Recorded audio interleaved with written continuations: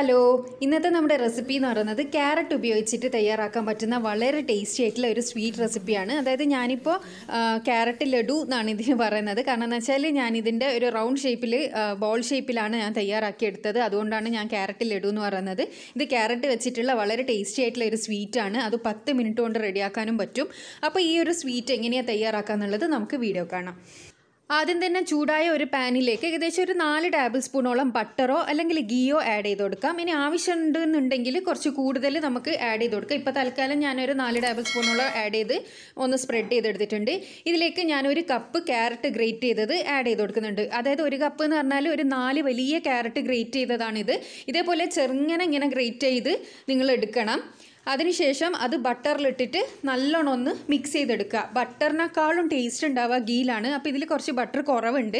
അതുകൊണ്ട് ഞാൻ ഏകദേശം ഒരു 4 ടേബിൾ സ്പൂണും കൂടി തന്നെ ബട്ടർ വീണ്ടും ഇതിലേക്ക് ആഡ് ചെയ്ത് കൊടുക്കുകയാണ്. നിങ്ങൾക്ക് കുറവുണ്ട് എന്ന് തോന്നുന്ന സമയത്ത് ഇത് ജസ്റ്റ് ഒന്ന് ഈ ഒരു സമയത്തൊന്ന് ഇട്ട് കൊടുത്താൽ മതി, ക്യാരറ്റ് ഇട്ടതിന് ശേഷം.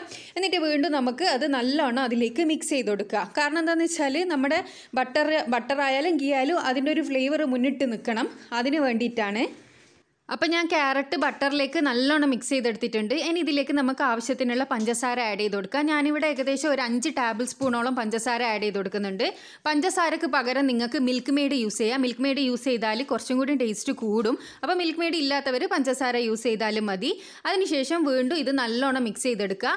അപ്പോൾ ഈ ബട്ടറും ക്യാരറ്റും അതുപോലെ തന്നെ ഈ പഞ്ചസാരയും നല്ലോണം തന്നെ മിക്സായി കിട്ടണം. നല്ലോണം മിക്സായി കിട്ടി ക്യാരറ്റിൻ്റെ ആ ഒരു പച്ച ടേസ്റ്റെല്ലാം നല്ലോണം തന്നെ മാറി കിട്ടണം. അതുവരെ നമുക്ക് ജസ്റ്റ് ഇതൊന്ന് വഴറ്റി കൊടുക്കാം. ഇത് നല്ലോണം എല്ലാം കൂടി ഒന്ന് മിക്സായി വന്നാൽ നമുക്ക് ഇതിലേക്ക് പാൽ ആഡ് ചെയ്ത് കൊടുക്കണം. പാൽ ഒരു 1/2 കപ്പ് പാലാണ് ഞാൻ ആഡ് ചെയ്ത് കൊടുക്കുന്നത്. 1/2 കപ്പിൽ കൂടണ്ട. അപ്പോൾ 1/2 കപ്പ് പാൽ ആഡ് ചെയ്ത് കൊടുത്തതിന് ശേഷം ഫ്ലെയിം നല്ല ഹൈ ഫ്ലെയിമിലാക്കി വെക്കുക. ഹൈ ഫ്ലെയിമിലാക്കി വെച്ചതിന് ശേഷം ഈ പാൽ ഈ ക്യാരറ്റിലിട്ടിട്ടൊന്ന് വറ്റിച്ചെടുക്കണം. അപ്പോൾ നമ്മുടെ പാലും പഞ്ചസാരയും പിന്നെ ഈ ബട്ടറും ക്യാരറ്റെല്ലാം കൂടിയിട്ട് നല്ലോണം ഒന്ന് മിക്സായി കിട്ടും. അപ്പോൾ ഈ പാൽ നല്ലോണം ഇതിലേക്ക് അബ്സോർബ് ആയിട്ട് കിട്ടണം. അതിന് വേണ്ടിയിട്ട് നല്ല ഹൈ ഫ്ലെയിമിൽ തന്നെ ഇതിട്ട് കൊടുക്കുക. ഇതിങ്ങനെ ഇളക്കി കൊടുക്കണമെന്നൊന്നുമില്ല, ഇടയ്ക്കൊന്ന് ഇളക്കിയാൽ മാത്രം മതി. പാൽ നല്ലോണം വറ്റി വരണം. അപ്പോൾ ഏകദേശം ഒരു 8 മിനിറ്റോളം വേണ്ടി വന്നിട്ടുണ്ട് കേട്ടോ. ഇത് പാല് നന്നായിട്ടൊന്ന് വെറ്റി കിട്ടാൻ വേണ്ടിയിട്ട്. അപ്പോൾ ഈ ഒരു പാനിൽ നിന്ന് ഇതിങ്ങനെ വിട്ട് വരുന്ന രീതിയിലാണ് നമ്മൾ പാല് വറ്റിച്ചെടുക്കേണ്ടത്. ഇനി ഇത് നല്ലോണം ആറാൻ വേണ്ടിയിട്ട് നമുക്ക്, അതായത് ചൂട് തണിയാൻ വേണ്ടിയിട്ട് നമുക്ക് മാറ്റി വെക്കാം ഫ്ലെയിം ഓഫ് ചെയ്തതിന് ശേഷം. അപ്പോൾ ഇത് ഞാൻ നല്ലോണം ചൂടാറാൻ വേണ്ടി മാറ്റി വെച്ച് ചൂടൊക്കെ ആറിയിട്ടുണ്ട്. ഇനി നമുക്ക് ഇഷ്ടമുള്ള ഷേപ്പിൽ ഇത് തയ്യാറാക്കി എടുക്കാം. ഞാനിപ്പോൾ ഒരു ലഡുവിൻ്റെ ഒരു ബോൾ ഷേപ്പിലാണ് ഇത് തയ്യാറാക്കി എടുക്കുന്നത്. നിങ്ങൾക്ക് ഏത് ഷേപ്പിൽ വേണമെങ്കിലും ഇത് തയ്യാറാക്കി എടുക്കാം. ക്യാരറ്റ് വെച്ചിട്ടുള്ള വളരെ ഈസി ആയിട്ടും അതേപോലെ തന്നെ നല്ല ടേസ്റ്റി ആയിട്ടുള്ളൊരു റെസിപ്പിയാണിത്. നിങ്ങൾക്ക് ഗസ്റ്റിനായാലും എന്തെങ്കിലും പാർട്ടിക്കൊക്കെ സെർവ് ചെയ്യാൻ, അതേപോലെ കുട്ടികൾക്കും നല്ലോണം ഇഷ്ടമാകുന്ന ഒരു റെസിപ്പിയാണിത്. പിന്നെ വളരെ പെട്ടെന്ന് തയ്യാറാക്കി എടുക്കാനും പറ്റും. അപ്പോൾ ഞാനിത് കംപ്ലീറ്റ് ഇതേപോലെ ബോൾസ് ആയിട്ട് റെഡിയാക്കി എടുക്കുകയാണ്. നിങ്ങൾക്ക് ഇഷ്ടമുള്ള ഏത് ഷേപ്പിൽ വേണമെങ്കിൽ ഇത് തയ്യാറാക്കി എടുക്കാം. അപ്പോൾ ഞാനിത് കംപ്ലീറ്റ് ഇതേപോലെ ബോൾസ് ആയിട്ട് തയ്യാറാക്കി എടുത്തിട്ടുണ്ട്, ലഡു ഷേപ്പിൽ എടുത്തിട്ടുണ്ട്. ഇനി നമുക്ക് ഇതിൻ്റെ മേലെ ഇഷ്ടമുള്ള ഏത് ഡ്രൈ ഫ്രൂട്ട് വേണമെങ്കിലും വെക്കാം. അതായത് നിങ്ങൾക്ക് കിസ്മിസ് വെച്ച് കൊടുക്കാം, കാഷ്യൂ നട്ട്, ബദാം, പിസ്ത ഏത് വേണമെങ്കിലും വെക്കാം. ഞാനിപ്പോൾ ഇവിടെ റോസ്റ്റഡ് കാഷ്യൂസ് ആണ് വെച്ച് കൊടുക്കുന്നത്. അപ്പോൾ ഇതിൻ്റെ മേലെ ഞാൻ ഇത് കംപ്ലീറ്റ് ഇങ്ങനെ വെച്ച് ഒന്ന് ഡെക്കറേറ്റ് ചെയ്തെടുക്കുകയാണ്.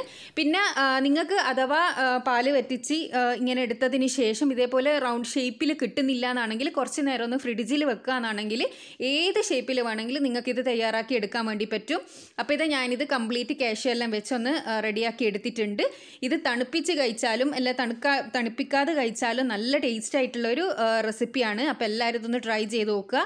ട്രൈ ചെയ്തതിന് ശേഷം നിങ്ങളുടെ അഭിപ്രായം അറിയിക്കാൻ മറക്കരുത്. എന്നും പറയുന്നത് പോലെ തന്നെ എൻ്റെ ചാനൽ സബ്സ്ക്രൈബ് ചെയ്യാത്തവരാണെങ്കിൽ ഒന്ന് സബ്സ്ക്രൈബ് ചെയ്തതിന് ശേഷം അടുത്തുള്ള ബെൽ ബട്ടൺ കൂടി ക്ലിക്ക് ചെയ്യുക. അടുത്ത നല്ലൊരു റെസിപ്പിയോ ടിപ്സോ ആയിട്ട് വീണ്ടും കാണാം. Thanks for watching.